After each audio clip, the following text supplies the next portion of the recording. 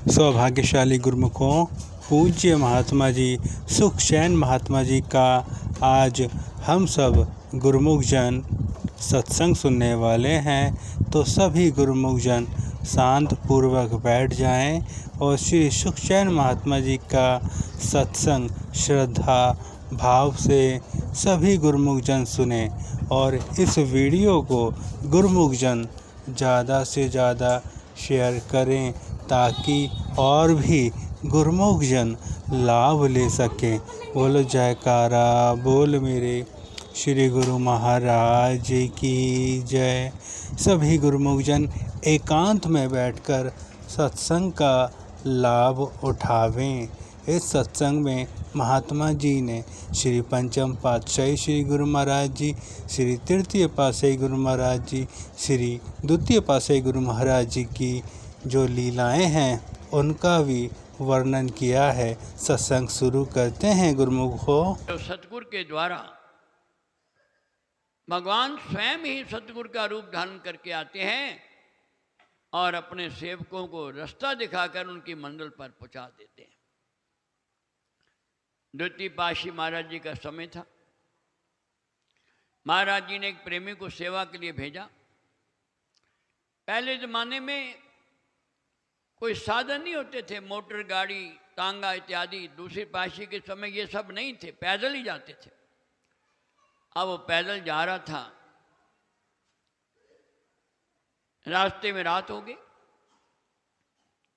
अंधेरे में मार्ग भूल गया। कोई उस समय रोशनी का जरिया भी नहीं था। आजकल तो अनेकों प्रकार के साधन हैं, लालटेन है, मोमबत्ती है और प्रकार की टॉर्च वगैरह उस समय नहीं थी। रास्ता भटक गया और जंगल में चला गया। जब जंगल में पहुंचा, वहां पर भयानक जानवरों की आवाज आ रही थी, चिंगाड़ रहे थे जानवर। अब उसके मन में डर हुआ कि आज मेरे जीवन का बचना बहुत मुश्किल है और कोई जरिया नहीं था। अपने गुरुमय के चरण में प्रार्थना की कि हे गुरुदेव, मैं आपकी आज्ञा से ही सेवा के लिए आया हूं। अब मैं रास्ता भूल गया हूं।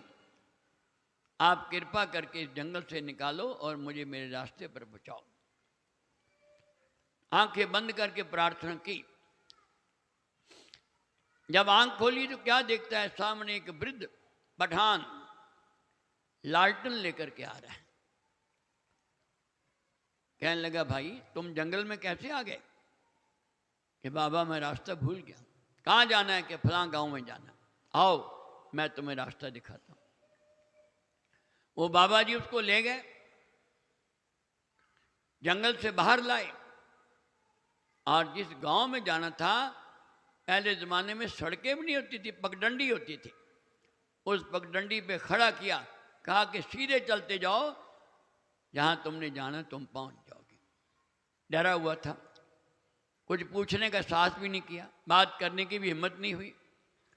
मन में ख्याल आया कि कितना बड़ा उपकार किया बाबा ने, मैं इसका धन्यवाद करूं। जो गुरुमाई ने प्रसाद दिया, थोड़ा प्रसाद भी दे दूं। पीछे घूम के देखा तो कुछ भी नहीं था। आंखों में प्रेम के आंसू बहने लगे कि आज मेरे गुरु महाराज जी ने बाजू से पकड़कर मुझे मेरी मंजिल का रास्ता बताया है। तो प्रेमियों, ऐसे ही महापुरुष आते हैं। भूले सिख गुरु समझावे। जब हम भूल जाते हैं तो गुरु में प्रेरणा देते हैं, अंदर से चेतावनी देते हैं, भाई सावधान हो, तू अपने रास्ते से क्यों भटक रहा है? तेरे पर उस परमात्मा की अपार कृपा हुई जो तुझे ये जीवन मिला है, सद्गुरु मिले हैं, अब इसका लाभ उठा। विरले होते हैं आप जैसे। माया भुलावे सब जग भूलिया, बिसरिया कर तारा। माया तज भक्ति चित लावे, बिरला गुरमुख प्यारा। ध्यान देना मेरी बात पर।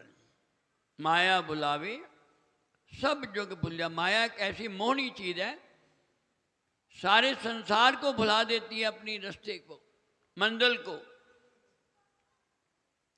एक प्रेमी था, दूध बेचता था, नौकरी भी करता था, मगर उन दिनों तनख्वाह थोड़ी होती थी। 2-3 भैंस रखी थी, दूध भी बेच देता था।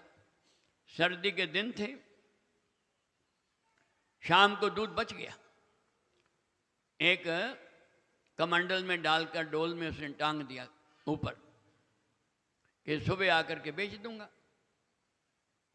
जब दूसरे दिन सुबह आया तो क्या देखा कि उसमें एक चूहा गिरा हुआ है। उसने पूछल से पकड़ा, बाहर फेंक दिया। पड़ोस में पड़ोसी देख रहा था, भाई ये दूध मत देना, किसी को बीमार हो जाएगा। कहता बीमार होता तो हो जाए, मेरे तो पैसे खरे हो जाएंगे। जब माया ऐसी अज्ञानता की राह पर ले जाती है तो बड़े बड़े ज्ञानी भी भड़क जाते हैं। सत्संग में आकर के भी वो अपने जीवन की कदर और कीमत को नहीं जानते। वो ज्ञानी भी माया को देख के भड़क जाते हैं, जैसे वो भटक गया, भूल गया कि अगर मैं किसी को दुख दूंगा तो मुझे दुख ही मिलेगा, सुख नहीं मिलेगा। ये अज्ञानता का अंधेरा सतगुरु हमारा दूर करते हैं। प्रेमियों, इस मानव जन्म के अंदर वो महान कर्म करो कि दुनिया तुम्हें याद करे। एक नेक इंसान आया था और सबके साथ नेकी करके भला करके वो अपने मालिक के पास पहुंच गया। कबीर साहब जी अपनी बाणी में लिखते हैं, कबीर जब तुम आए जगत में, जग हंसा तुम रोए, ऐसी करनी कर चलो तुम हंसो जग रोए। वो कर्म करो कि तुम्हें मरते हुए पछताना ना पड़े कि मैंने पाप किया था, दूसरों को दुख दिया था, दूसरों का धन छीना था। हंसते हुए अपने भगवान से मिलो, अपने जीवन को सफल करो। इसीलिए महापुरुष आते हैं। श्री परम दयाल जी ने जो श्री अनंतपुर दरबार की रचना रचाई है, किस लिए रचाई है कि कलयुगी जीव जो मन और माया के अंधेरे में भटक रहे हैं, वो भक्ति की इस महान रोशनी में आकर अपने जीवन को समझें, अपनी मंजिल को समझें और सतगुरु की रहनुमाई में आकर अपनी मंजिल को प्राप्त करें। तो उनकी अपार कृपा को सभी महापुरुषों ने आगे बढ़ाया, जो उन्होंने भक्ति का महान एक रचना रचाई। प्रथम पातशाही ने वचन फरमाया ईसागढ़ के सेठ पन्नालाल को कि हम आएंगे। द्वितीय पातशाही ने उन वचनों को पूरा किया। वहां पर पहुंचे ईसागढ़ में, सेठ पन्नालाल के घर दर्शन दिए और वहां पर श्री अनंतपुर धाम की धरती को खरीद कर ये वचन फरमाए कि यहाँ पर एक महान तीर्थ बनेगा, जहाँ पर लाखों लोग आकर के भक्ति के धन से झोलियां भरेंगे। तृतीय पातशाही जी ने दिन रात एक करके इस धरती को रमणीक आश्रम का रूप दिया और चतुर्थ पातशाही महाराज ने द्वितीय पातशाही और तृतीय पातशाही महाराज जी की आज्ञा मौज में चल करके बेमिसाल सेवा की, एक आदर्श जीवन बनाकर मर्यादा पुरुषोत्तम राम बन गए। और उन्हीं की मौज से पंचम पातशाही महाराज जी 1970 में रूहानियत के तख्त पर विराजमान हुए। 47 साल तक उन्होंने देश विदेश में भक्ति का डंका बजाया।